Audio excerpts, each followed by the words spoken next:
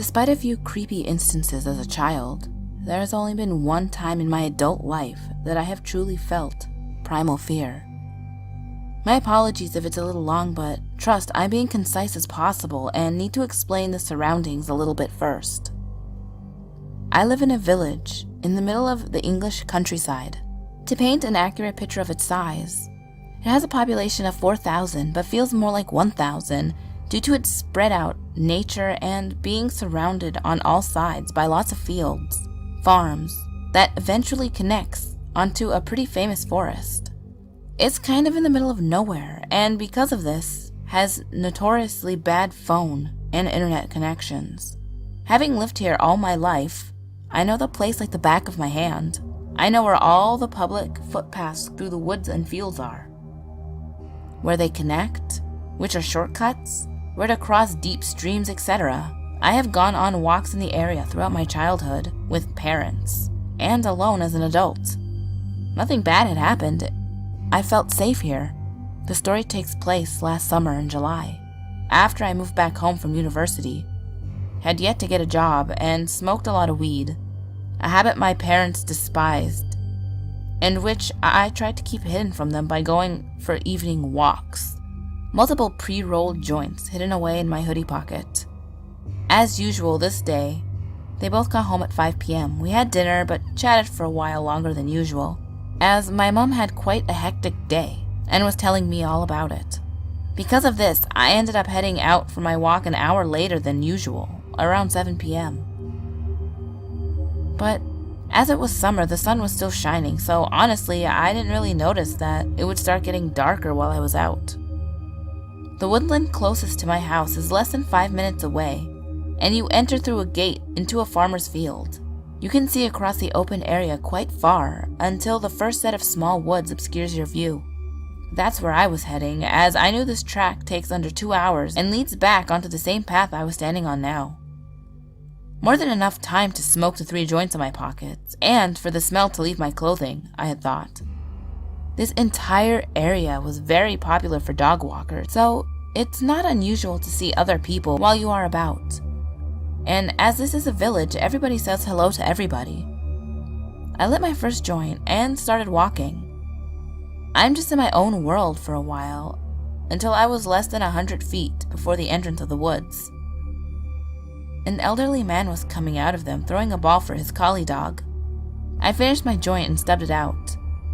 As I got closer, I recognized it was John, who lived down the road next to mine, and knew my grandpa.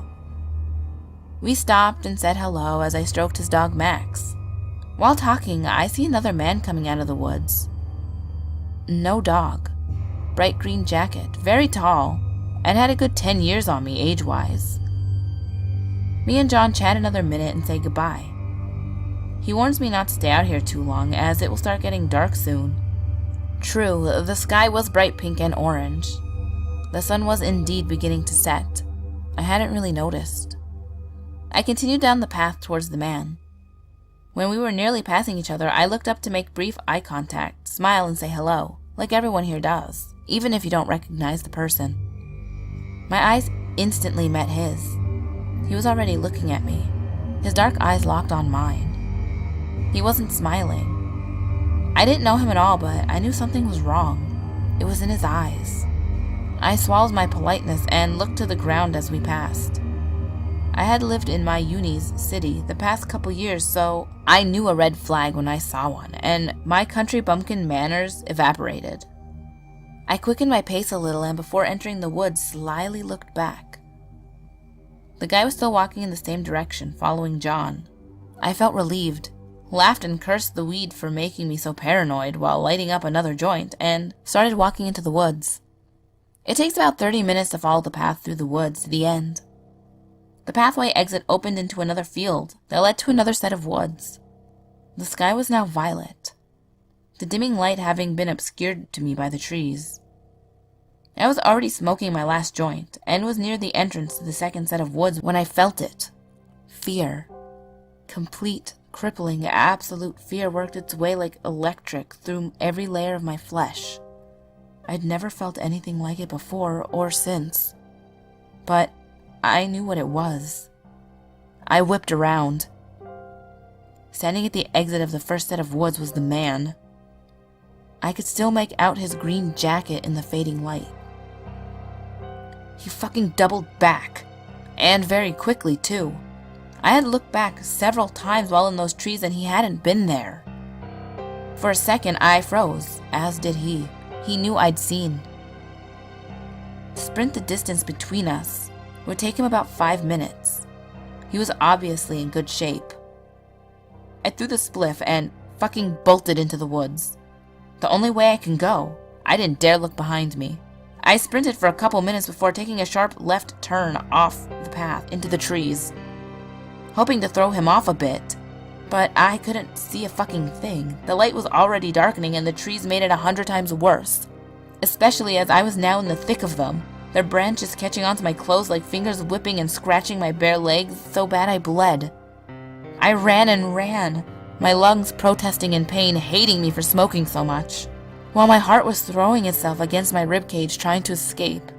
I couldn't anymore. I threw myself on the ground behind a particularly thick trunk, my back against it, knees to my chest, hands thrown over my mouth to stifle my labored breathing, desperately trying to pump air into my lungs for the next sprint.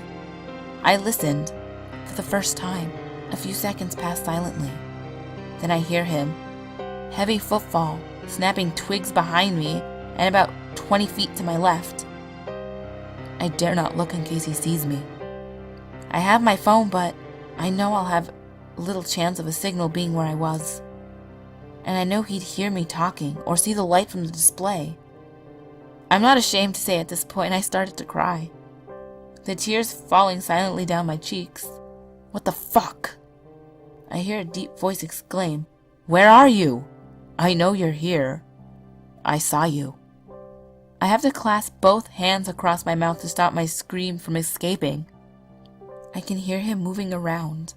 I panic and find enough courage to slowly peek from behind the tree. He was about 10 feet behind me, less than 20 feet to the left, with his back to me. I moved back and my eyes searched the area around me. I picked up a pretty heavy rock. I carefully check on him again, his back still turned, but he's searching through the trees, hunched down, lower to the ground now. I make a snap decision, and with everything I had left, I threw the rock behind me and to the right. It clattered through the branches of the trees and made one hell of a noise. I watched him immediately bolt in its direction, laughing. He fucking laughed. I paused a little, hearing his footsteps get quieter until I thought I wouldn't be visible to him if I moved, and threw myself forward. I ran, trying to put as much distance between us as possible. I was also aware that I was getting further and further away from home.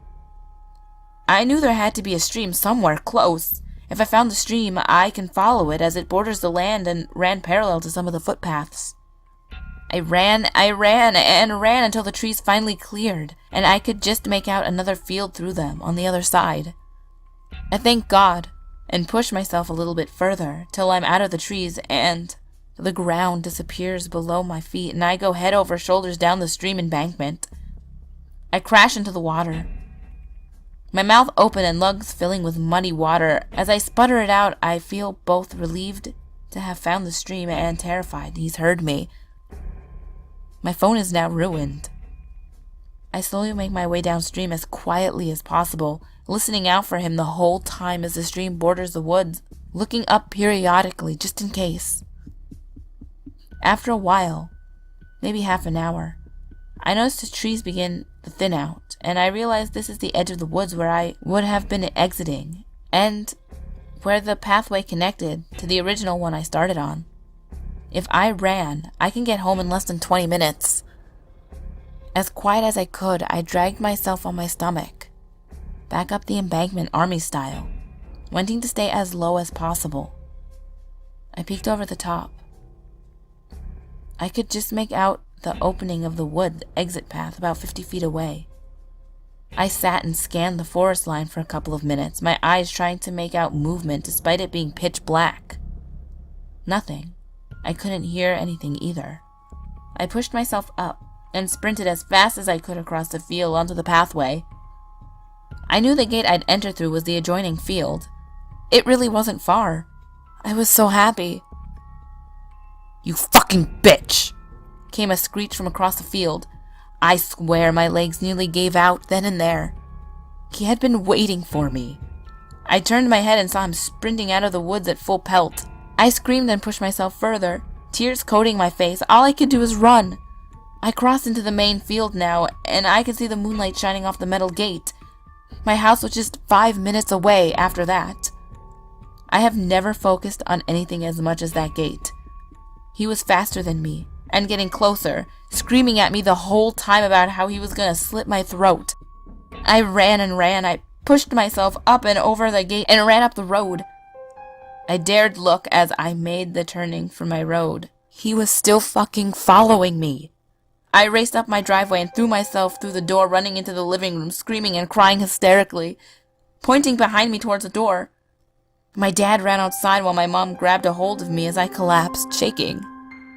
As it turned out, my parents had already called the police, as I said I was going out for an hour or so at 7, and it was now past 12 a.m.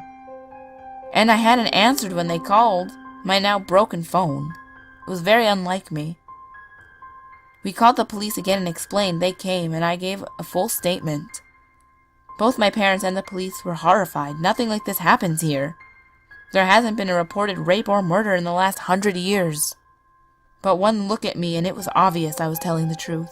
I was covered head to toe in cuts and bruises, soaking wet and covered in mud and blood. I won't go into how this experience changed me. It's depressing. But I will say the thing that scares me the most is that they never even had a suspect. Despite him following me so closely, he was gone by the time my dad ran outside. That guy is still out there. And who knows what he's capable of.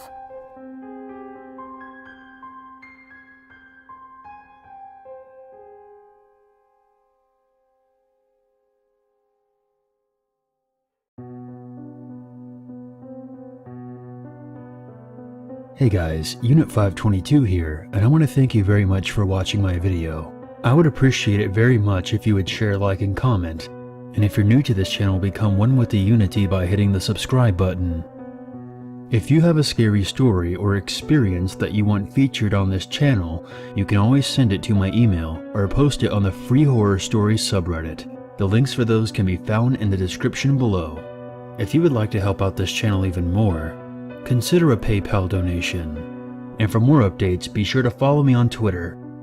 There's nothing wrong with a little darkness in your life, as long as you never forget there's always a reason to be afraid.